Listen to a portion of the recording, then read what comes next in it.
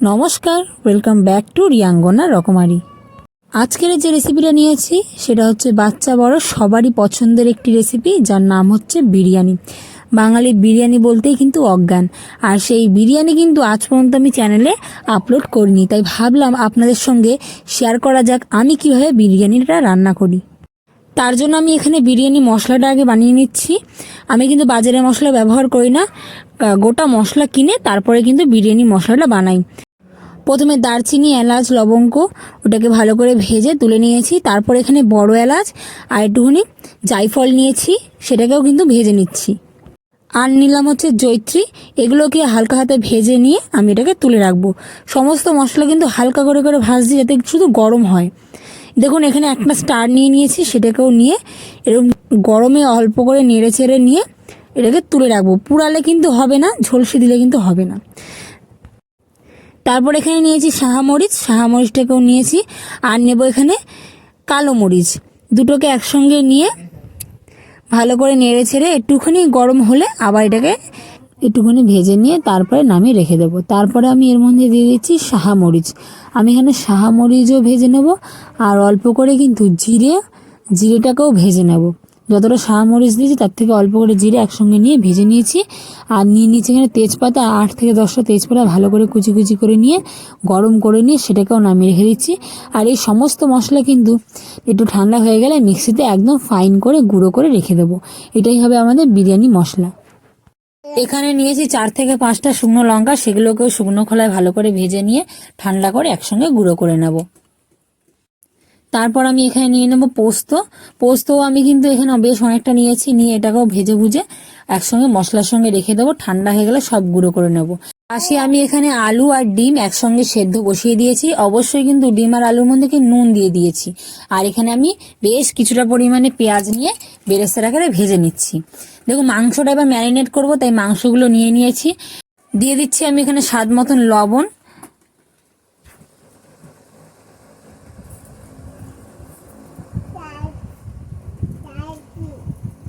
দেবো হচ্ছে পরিমাণ মতন হলুদ। তারপর দিয়ে দিচ্ছি এখানে আমি আদা রসুন একসঙ্গে পেস্ট করে রেখেছিলাম, সেই আদা রসুনের পেস্ট বেশ কিছুটা পরিমাণে দিয়ে দিচ্ছি। তারপরে আমি এখানে দেবো হচ্ছে পেঁয়াজ কুচি, অনেকটা পেঁয়াজ কুচি নিয়ে আমি এর মধ্যে দিয়ে দিচ্ছি। দিয়ে ভালো করে কিন্তু মাখাতে হবে। তারও আগে দিতে হবে সর্ষের তেল।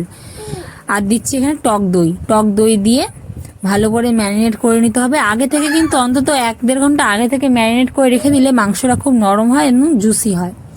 দেখুন সর্ষের তেল দিয়ে দিয়েছি পর্যাপ্ত পরিমাণে, দিয়ে গুঁড়ো লঙ্কা দিচ্ছি। এটা কিন্তু আপনি মশলা যখন কড়ায় কষাবেন তখনও দিতে পারেন, আমি এখনই দিয়ে দিচ্ছি। দিয়ে ভালো করে মাখিয়ে নেব। মশলাগুলো কিন্তু মাংসের সঙ্গে ভালো করে মাখিয়ে নিয়ে ঢাকা দিয়ে রেখে দেবো। ওদিকে তাহলে দেখুই যে বেরেস্তাটা ভাজা হলো কিনা। দেখুন বেরেস্তা কিন্তু ভাজা হয়ে গেছে, বেশি কালো করলে হবে না, ব্রাউন হয়ে গেলে নামিয়ে রেখে দেবো।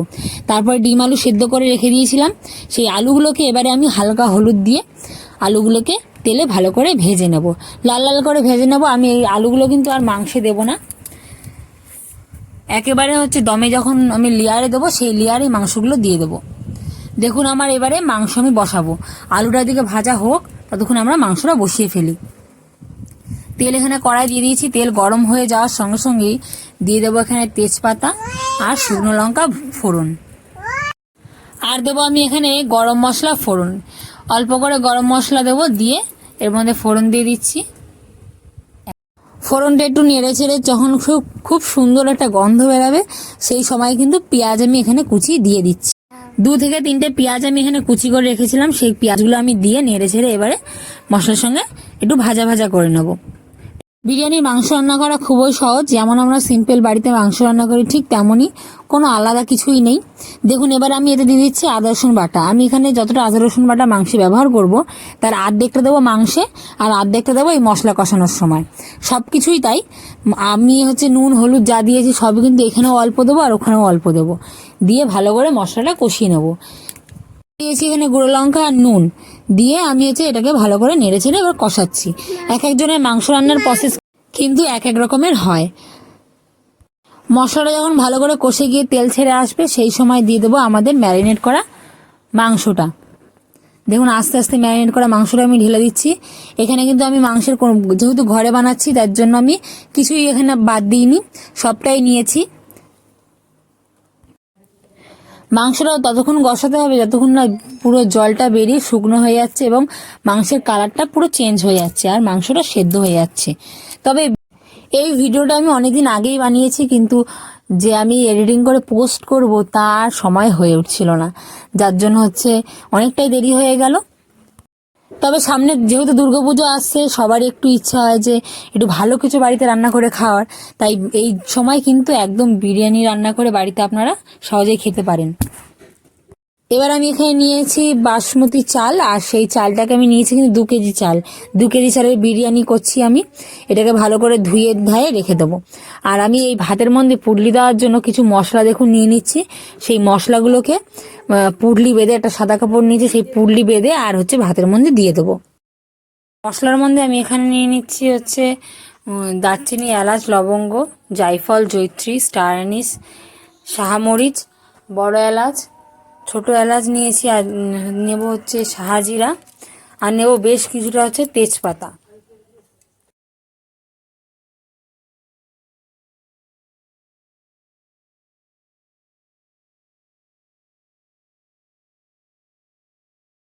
সমস্ত জিনিসটাকে এই সাদা পুডলির মধ্যে আমি এখানে ছোট কাপড়ে বেঁধে নিচ্ছি। নিয়ে এইটা কিন্তু যখন ভাত আমি করব সেই সময় ভাতের মধ্যে দিয়ে দেবো। এতে কী হবে, ভাতের মধ্যেও কিন্তু এই মশলার একটা গন্ধ থাকবে।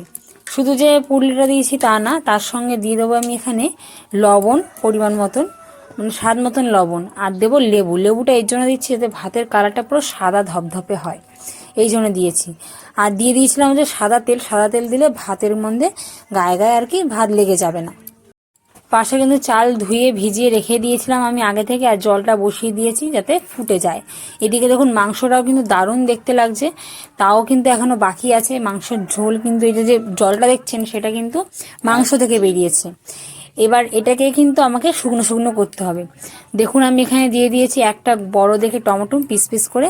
এইটাকে কিন্তু এবার আমি ভালো করে কষাবো। টমেটো কিন্তু আমি এরকম সময় দিই যাতে হচ্ছে কালারটাও আসে, টমেটোমের টেস্টটাও আসে। এটা কিন্তু আমার হাজব্যান্ডের কাছে শেখা। ও মাংস করার সময় কিন্তু এরকম সময় এসে টমেটোটা দেয়, আমি দেখেছি।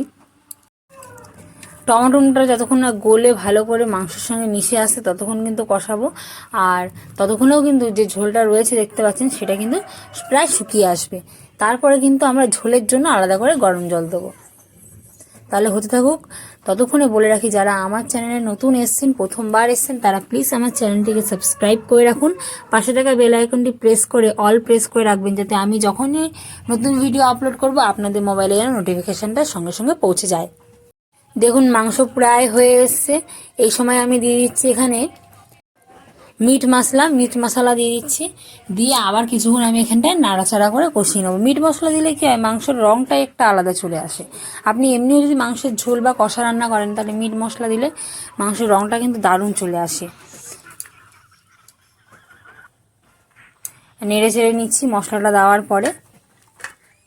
আপনারা কিন্তু অবশ্যই কমেন্ট করে জানাবেন যে আমার বিরিয়ানিটা যে আমি বানাচ্ছি আপনাদের ভিডিওটা কেমন লাগলো। এরপর আমি এর মধ্যে দিয়ে দেবো সেদ্ধ করা আলু, যে ভেজে রেখে দিয়েছিলাম মাংসে দেওয়ার জন্য। সেই মাংসের মধ্যে সেই আলুগুলো আমি দিয়ে দিচ্ছি। একটু হালকা নেড়ে ছেড়ে ঝোলটা যাতে আলুর সঙ্গে মিশিয়ে যায় সেই জন্যই দেওয়া, না হলে না দিলেও হতো, একেবারে লেয়ারে দিলেও হয়। তবে এইভাবে দিয়ে নিলাম। দিয়ে নেওয়ার পরে একটু নেড়ে ছেড়ে নিয়ে কিছুক্ষণ আবার ফুটতে দেবো। এখানে আমাদের ঝরঝরে ভাতও রেডি। ভাতগুলো আমি নামিয়ে নিয়েই সঙ্গে সঙ্গে একটা বড় গামলার ওপর ছড়িয়ে দিয়েছিলাম যাতে না ভাতগুলো গায়ে গায়ে লেগে যায়। তবে ভাত কিন্তু 1 ফুট হলেই নামিয়ে নিতে হবে, 1টা ফুট দিলেই নামিয়ে নিতে হবে। এবার চলুন তাহলে লেয়ারিংটা করা যাক, বিরিয়ানির আসল একটা প্রসেস। এবার হচ্ছে আমি একটা বড় ডেচকি নিয়ে নিয়েছি, আর তার মধ্যে দিয়ে দিয়েছি দুধ, আর হচ্ছে দিয়েছি পরিমাণ মতন ঘি। দুধ আর ঘি দেওয়ার পরে আর দেবো তার নিচে তেজপাতা। এখানে কিন্তু দুধ ঘি দিচ্ছি, তেজপাতা দিচ্ছি শুধু যাতে না পুড়ে যায় সেই জন্য। কিন্তু বিশ্বাস করবেন আমি এত বছর বিরিয়ানি করছি কিন্তু এই প্রথমবার এই ভিডিও করছি, আপনাদের সঙ্গে শেয়ার করছি, এই বাড়ি কিন্তু আমার নিচে একটা ফোঁটাও লাগেনি। নিচের ভাতগুলোও আমি পর্যন্ত খেতে পেরেছি। তারপর ভাতগুলো ছড়িয়ে দিলাম, দেওয়ার পরে একটু মোটা লেয়ার করে ভাত ছড়িয়ে দিতে হবে। আর এইবারেই কিন্তু বিরিয়ানিটা এত টেস্ট হয়েছিল, বাড়ির লোকজন বলছে তোমার এইবার কি হয়ে গেল যে বিরিয়ানিটা এত ভালো রান্না করেছো। তখন মনে হচ্ছে যে নিশ্চয়ই আমি আমার ইউটিউব পরিবারের সঙ্গে শেয়ার করছি, ওই জন্য মনে হয় বিরিয়ানিটা আরও সুন্দর হয়েছে। ভাতগুলো দেওয়ার পরে এর উপর এবার দিয়ে দিচ্ছি এই মাংসগুলো। মাংসের এখানে আলু, মাংস, ঝোল অল্প অল্প করে সবই দেবো। তারপরে এর মধ্যে দেবো, পুরো মাংসের লেয়ারটা হয়ে গেলে তার উপর ভাত দিয়ে তারপরে এর মধ্যে দিচ্ছি সেই যে বিরিয়ানি মশলাটা তৈরি করে রেখেছিলাম, সেটা বেশ পরিমাণ মতন আমি এখানে ছড়িয়ে দেবো। এখানে কিন্তু কিপটিমি করলে হবে না, মশলাটা কিন্তু পর্যাপ্ত পরিমাণে যতটা প্রয়োজন সেইভাবে কিন্তু দিতে লাগবে। আমি যতটা মশলা বানিয়েছিলাম তার থেকে কিন্তু আমি 3 থেকে 4 চামচ মশলা এখানে ব্যবহার করেছি। দেখুন আমি বেরেস্তা ভেজে রেখেছিলাম, সেই বেরেস্তাটাও এবার আমি এর ওপর থেকে ছড়িয়ে দিচ্ছি। দেওয়ার পরে ফের আমি মাংস দিয়ে দিয়েছি, মাংস, আলু, ঝোল যা ছিল মোটামুটি সব দিয়ে দিয়েছি। এখানে কিছু কাজু আমি ভেজে রেখে দিয়েছিলাম হালকা তেলে, সেই কাজুগুলোও দিয়ে দিচ্ছি। কাজুগুলো দিলে কিন্তু মাংসের সঙ্গে, বিরিয়ানির সঙ্গে যখন মুখে পড়ে তখন কিন্তু খেতে খুব সুন্দর লাগে। তার উপর আবার দিয়ে দিচ্ছি আমি এখানে ভাত। ভাত দিয়ে পুরোটা আবার আমি পুরো ঢেকে দেবো। পুরো ভাতটা দিয়ে যখন ঢাকা হয়ে যাবে তখন এর মধ্যে দিয়ে দেবো সেদ্ধ করা ডিমগুলো। এক এক করে সেদ্ধ করা ডিমগুলো আমি সাজিয়ে দেবো। আশেপাশে দেখতে পাচ্ছেন আমার ছোট ছোট সদস্যগুলো বাড়ির এসে ঘোরাঘুরি করছে, তারা দেখছে যে কতক্ষণ বাকি আর বিরিয়ানি রান্না শেষ হতে। দমে দিলেই অন্তত 20 থেকে 25 মিনিট পর ওরা জানে আমরা খেতে পারবো, তাই দেখতে এসেছিল। ডিমগুলো সব সাজিয়ে দেওয়ার পর এর ওপর দেবো হচ্ছে ভাজা কাজুগুলো, সুন্দর করে ছড়িয়ে দিতে হবে। আর দেবো হচ্ছে ভেজে রাখা হচ্ছে পেঁয়াজ ভাজা, মানে বেরেস্তা ভাজাগুলো। আশেপাশে যে আওয়াজগুলো হচ্ছে তার জন্য কিছু মনে করবেন না, রাস্তার পাশেই ঘর আর বাড়িতে কিন্তু মোরগ মুরগি রয়েছে, যার জন্য এত আওয়াজ হচ্ছে, সেটাকে প্লিজ ক্ষমা করে দেবেন। তা পেঁয়াজ ভাজাগুলো ছড়ানো হয়ে যাওয়ার পর এর উপর দিয়ে দেবো আমি ঘি, বেশ কিছুটা পরিমাণে ঘি দেবো। তারপরে কেওড়া জল, গোলাপ জল, মিঠা আতর দিয়ে দেবো। আর একটুখানি হচ্ছে কামধুনো দুধের মধ্যে গুলিয়ে রেখেছিলাম, সেই দুধটাও এর উপর থেকে দিয়ে দেবো। তারপরে এর উপর থেকে দিয়ে দেবো বেশ কিছুটা পরিমাণে হচ্ছে ভাজা মশলা, মানে বিরিয়ানির যে মশলাটা আমি বানিয়েছিলাম সেই মশলাটা। আর ভাতের মধ্যে একটা পুটলি দিয়েছিলাম, সেই পুটলিটা কিন্তু ভাতের মধ্যে দিয়ে তারপর ঢাকনা চাপা দিয়ে তারপর আমাদেরকে দমে বসাতে হবে। আমি মশলাগুলো দেওয়ার আগে কিন্তু ডিমটা আস্তে করে সরিয়ে দিয়েছিলাম, যাতে হচ্ছে ডিমের ওপর মশলাটা বেশি না লেগে ভাতের মধ্যে থাকে। দেখুন দম দেওয়ার পর ঠিক 20 মিনিট পরে আমি এটাকে নামিয়েছি। ভিডিওটা যদি আপনাদের ভালো লেগে থাকে তাহলে অবশ্যই একটা লাইক, কমেন্ট এবং আমার চ্যানেলটিকে সাবস্ক্রাইব করে যাবেন। আর যদি কোনো প্রশ্ন থাকে অবশ্যই কমেন্ট বক্সে আমাকে জানাবেন, আমি আপনাদের সব প্রশ্নের রিপ্লাই দেবো। আজকের মতন এইটুকুনি, দেখা হবে তাহলে নতুন কোনো রেসিপি ভিডিও নিয়ে। ততক্ষণের জন্য আপনারা সবাই ভালো থাকবেন, সুস্থ থাকবেন, পুজোতে সবাই অনেক আনন্দ করবেন। সবাইকে বাই।